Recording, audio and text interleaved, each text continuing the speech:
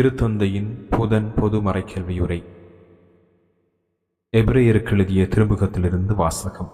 திருச்சட்டப்படி செலுத்தப்பட்ட போதிலும் நீர் பலிகளையும் காணிக்கைகளையும் எரிபலிகளையும் பாவம் போக்கும் பலிகளையும் விரும்புவதில்லை. இவை உமக்கு உகந்தவை அல்ல என்று அவர் முதலில் கூறுகின்றார்.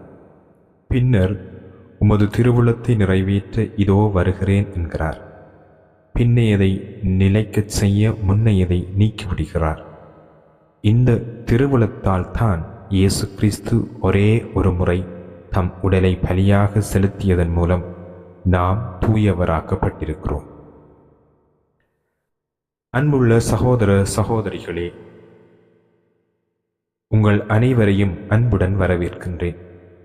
இத்தகைய பின்னணியில் அப்போது மிலான் பேராயராக இருந்த கர்தினால் ஜியோவானி பத்திஸ்தி மொந்தினி அவர்கள் 1962 அக்டோபர் 28 அன்று தமது திருச்சபை மக்களுக்கு அனுப்பிய 3வது திருத்தூது மடல் மிகவும் பயனுள்ளதாக உள்ளது.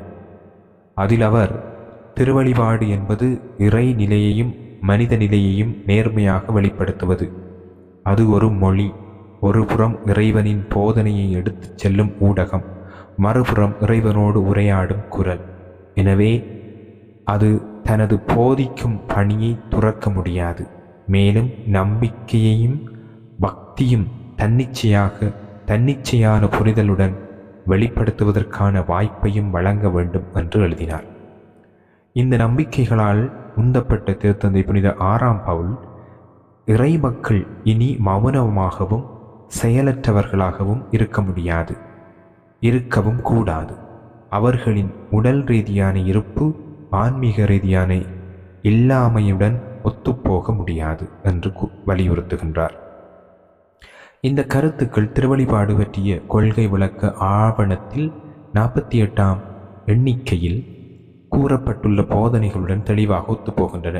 அதில் இறைமக்கள் திருப்பலியின் மறைபொருளில் அந்நியர்களைப் போலவோ வெறும் மௌன பார்வையாளர்களைப் போலவோ கலந்து கொள்ளாமல் சடங்குகள் மற்றும் இறை வேண்டுதல்களின் வழியாக அதன் பொருளை நமக்கு புரிந்து கொண்டு புனித செயல்பாட்டில் உணர்வுடனும் பக்தியுடனும் முழுமையாகவும் செயல்பாட்டுடனும் பங்கேற்க வேண்டும் என்று திருச்சபை வலியுறுத்துகின்றது. அவர்கள் இறை வார்த்தையால் உருவாக்கப்பட வேண்டும்.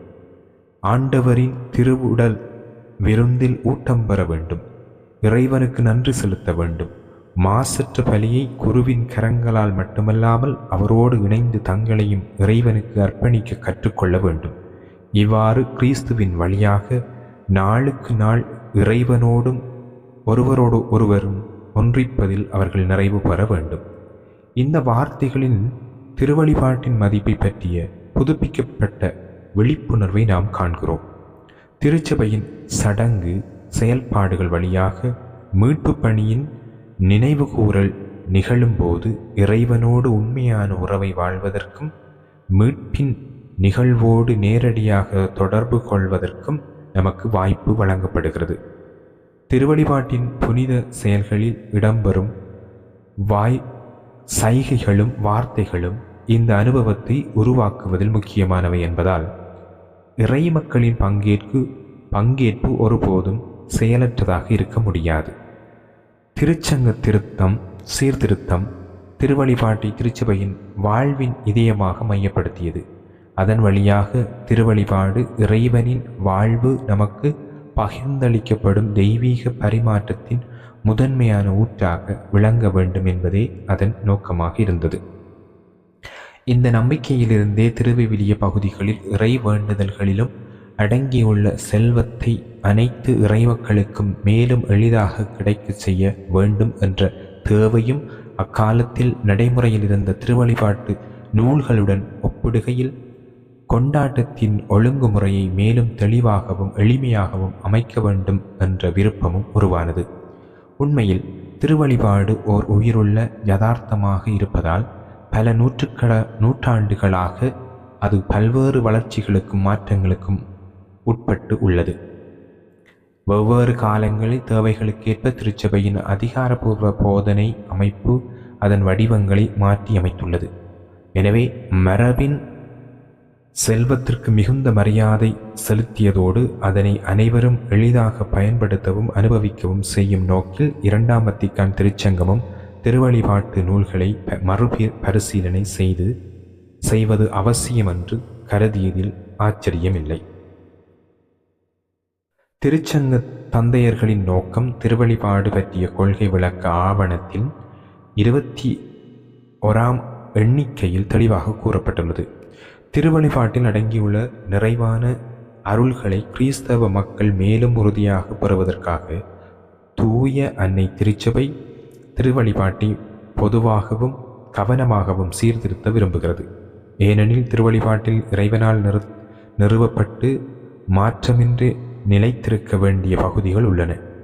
அதே வேளையில் காலப்போக்கில் மாற்றத்திற்கு உட்படக்கூடிய பகுதிகளும் உள்ளன. அவற்றில் திருவழிபாட்டின் உள்ளார்ந்த இயல்புக்கு ஒவ்வாத கூறுகள் புகுந்திருந்தாலோ அல்லது அவை காலத்திற்கேற்ப பொருத்தமற்றவையாக மாறியிருந்தாலோ அவை மாற்றப்படலாம். சில நேரங்களில் அவற்றை மாற்ற வேண்டிய அவசியமும் ஏற்படலாம்.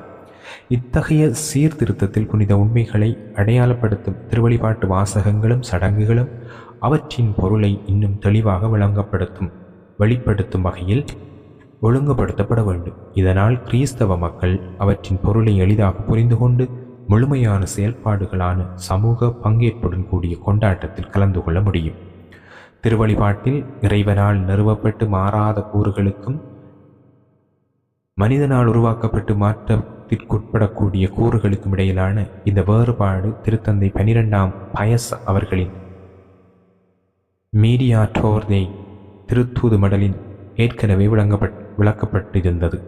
காலத்தின் சூழ்நிலைகளில் மக்களின் ஆன்மீக தேவைகளின் அடிப்படையில் தூய ஆவியால் வழிநடத்தப்படும் திருச்சபையின் அதிகாரப்பூர்வ அமைப்பால் மனித கூறுகளில் பல்வேறு மாற்றங்கள் செய்யப்படலாம் என்று அவர் கூறினார். உண்மையில் பொதுவான சீர்திருத்தம் என்ற விருப்பம் திடீரென உருவான ஒன்றல்ல. 20ஆம் நூற்றாண்டின் தொடக்கத்திலிருந்தே தொடர்ந்து வந்த திருத்தந்தையர்களின் செயற்பாடுகளிலும் திருவழிபாட்டு இயக்கத்தின் முயற்சிகளிலும் அது வெளிப்பட்டு வந்தது. இறை மக்கள் திருவழிபாட்டு கொண்டாட்டங்களில் அந்நியர்களைப் போலவோ அல்லது மௌன பார்வையாளர்களைப் போலவோ இருக்கக்கூடாது என்ற கருத்து ஏற்கனவே திருத்தந்தை 16ஆம் பயஸ் அவர்களின் டிவினி